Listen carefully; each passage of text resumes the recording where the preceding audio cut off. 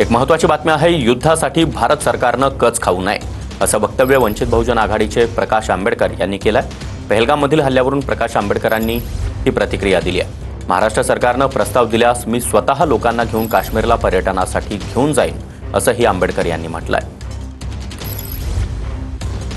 Military ही पूर्णपणे action घ्यायला ready आहे अशी परिस्थिती आहे, परंतु पॉलिटिकल लीडरशिप आणि खास करून सरकारमध्ये असणारी पॉलिटिकल लीडरशिप ही कुठेतरी कच खाते, हिम्मत करत नाही अशी असणारी परिस्थिती आहे।